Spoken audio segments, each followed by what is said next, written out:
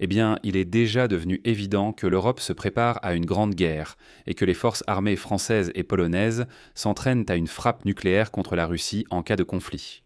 Le président français Emmanuel Macron a déclaré aujourd'hui que l'Europe subissait une pression sans précédent, puisque les États-Unis d'Amérique, la Chine et la Russie agissent simultanément à l'encontre des intérêts européens. C'est pourquoi l'Europe doit pouvoir se défendre contre des attaques sur 3 fronts. Je souligne ici que ces paroles dépassent de simples mots. Tout d'abord, les dirigeants de l'Union européenne ont discuté, lors d'une réunion à huis clos à Chypre la veille, de la manière dont l'Europe mènerait une guerre sans la participation des États-Unis. Et ce qui est important, c'est que l'Union européenne a déjà déclaré ouvertement qu'elle prépare un plan de mise en œuvre pratique du principe de défense collective, non pas dans le cadre de l'OTAN, mais dans celui de l'UE. Ce fut une grande surprise pour beaucoup. En effet, il s'avère que le traité de l'Union européenne contient sa propre version de l'article 5 sur la défense collective, et elle est même plus stricte que celle prévue dans le cadre de l'OTAN. Et deuxièmement, la France et la Pologne passent de la théorie à la pratique. Et voilà que les deux pays prévoient de mener des exercices nucléaires au-dessus de la Baltique, et ils vont s'entraîner ensemble à frapper des cibles, dans la Fédération de Russie, en particulier dans la région de Saint-Pétersbourg.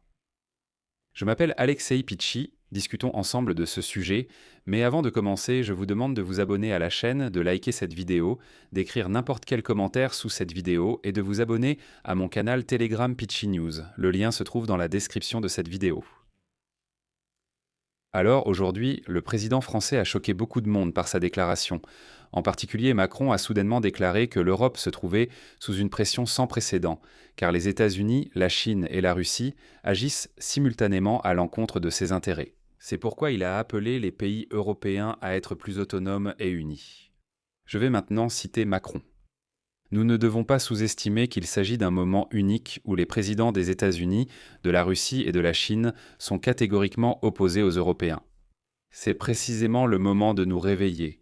Ayons davantage confiance en nous et appliquons notre programme. Actuellement, de nombreux collègues ont une vision plus lucide, car après tant d'années, nous nous disons « d'accord, nous devons réagir ». Nous devons agir en tant qu'Européens, être plus unis, nous protéger ainsi que nos intérêts. Et pour moi, c'est la bonne direction. Et il est important de noter ici que les Européens ne se contentent plus de parler, mais cherchent déjà concrètement des moyens d'autodéfense. En Pologne, il a été ouvertement annoncé que la France et la Pologne prévoyaient de mener précisément un exercice nucléaire au-dessus de la Baltique. Les deux parties s'entraîneront ensemble à frapper des cibles sur le territoire russe. Comme il est indiqué, dans le cadre des exercices, ils s'entraîneront à la détection des cibles et à des frappes avec des armes conventionnelles, principalement avec des missiles de croisière américains, JSSM et R, contre, comme ils le disent, des cibles importantes, dans la région de Saint-Pétersbourg. Les manœuvres devraient bientôt avoir lieu au-dessus de la mer Baltique et dans le nord de la Pologne. Ces exercices font partie de l'extension du parapluie nucléaire français aux pays qui sont menacés par la politique agressive du Kremlin. De plus, ce sont les conséquences de la décision annoncée par le président français Emmanuel Macron à Brest le 2 mars 2026. Autrement dit, les idées de Trump selon lesquelles l'arme nucléaire française pourrait également protéger les voisins se concrétisent enfin. Après la visite du président français en Pologne et sa rencontre avec le Premier ministre Donald Tusk le 20 avril, la coopération militaire atteint ce niveau pratique tant attendu. Et selon les informations, les ogives françaises ne seront bien sûr pas stockées en permanence en Pologne. Cependant, elles seront périodiquement installées sous les avions Rafale, qui mèneront ainsi des exercices conjoints avec l'armée de l'air polonaise. Donc en réalité, oui, les armes nucléaires continueront d'être basées en France. Mais si nécessaire, elles peuvent décoller et être rapidement transférées en Pologne pour frapper la Russie à partir de là. L'essentiel est que les Français vont simuler l'utilisation d'ogives nucléaires lors de ces exercices. Il est à noter que les chasseurs multirôles français de 4e génération Rafale sont capables de voler depuis la France jusqu'à la soi-disant ligne Budapest-Krovets et d'effectuer une attaque à partir de là contre des cibles en Russie et en Biélorussie. Le point clé de ces plans est que l'armement polono-français sera retiré de la bureaucratie de l'OTAN. Si vous n'avez pas compris, cela signifie qu'il s'agit en quelque sorte d'une nouvelle alliance militaire, qui peut agir sans se soucier de ce que disent Mark Rutte, Donald Trump ou quelqu'un d'autre de l'Alliance Atlantique. L'élaboration de procédures communes permettra de prendre une décision concernant la défense beaucoup plus rapidement. Les scénarios des exercices polono-français serviront aussi de plan en cas d'attaque russe et pour y réagir. C'est-à-dire que si l'OTAN reste passive et ne réagit pas, alors la France et la Pologne se sont mises d'accord entre elles sur la manière dont elles réagiront séparément.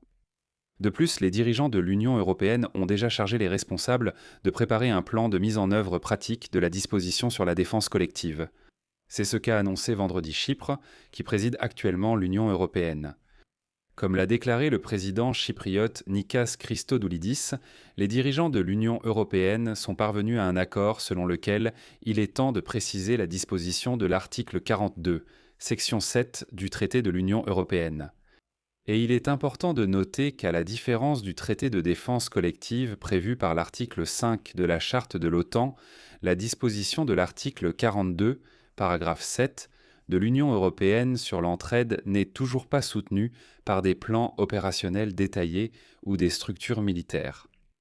Et voici ce qu'a déclaré hier le Premier ministre polonais Donald Tusk, je cite: « Pour créer non seulement une alliance formelle, mais une alliance réelle, il faut de véritables instruments, un véritable pouvoir en matière de moyens de défense, de garantir le déplacement des troupes entre les pays, et ainsi de suite. C'est un problème très actuel aujourd'hui. » Et ici, je noterai que l'article 42.7 du traité sur l'Union européenne n'a été invoqué qu'une seule fois. C'est la France qui l'a fait, après que des terroristes islamistes en 2015, et c'est alors que les pays de l'Union européenne ont partiellement remplacé les troupes françaises dans les missions militaires européennes et internationales, afin qu'elles puissent être redéployées en France. L'article lui-même stipule, je cite, « Si un État membre de l'Union européenne est victime d'une agression armée sur son territoire, les autres pays sont tenus de lui apporter aide et assistance par tous les moyens à leur disposition. » Comme vous pouvez le voir, cela diffère beaucoup de l'article 5 du traité de l'OTAN. C'est-à-dire que pour l'Europe, l'OTAN reste bien sûr la base de la défense collective, mais l'Union européenne dispose d'instruments complémentaires, qui complètent l'OTAN et sont prévus par ce fameux article 42.7. Mais ici la question se pose, à quoi tout cela sert-il ? Et voilà que le président du Conseil européen, Antonio Costa, a appelé les dirigeants de l'UE à ne pas laisser Donald Trump prendre seul les décisions clés concernant l'Europe. On ne peut pas nier le fait que les intérêts des États-Unis ne coïncident plus avec ceux de l'Union européenne. Et enfin, comme exemple de divergence entre les positions des États-Unis et de l'UE, Antonio Costa a cité l'opération américaine visant à capturer le dictateur vénézuélien Nicolás Maduro, la guerre en Iran et la position de Donald Trump sur la guerre de la Russie contre l'Ukraine. Et il dit que l'Union européenne doit s'organiser et élaborer une approche indépendante pour défendre ses propres intérêts. Donc, comme on dit, l'Europe s'est enfin réveillée. Je vais m'arrêter ici. Donnez votre avis et vos conclusions dans les commentaires sous cette vidéo, abonnez-vous à la chaîne, activez la cloche et n'oubliez pas de mettre un like. Si vous souhaitez soutenir le travail de cette chaîne YouTube, vous pouvez le faire via un don ou un abonnement payant en utilisant les liens et les informations fournies. Dans la description de cette vidéo, il est écrit « Soutenir la chaîne Alexei Pesci ». Choisissez le format de soutien qui vous convient le mieux. Je vous serai reconnaissant pour tout soutien de votre part. C'est tout. Prenez soin de vous. Au revoir à tous.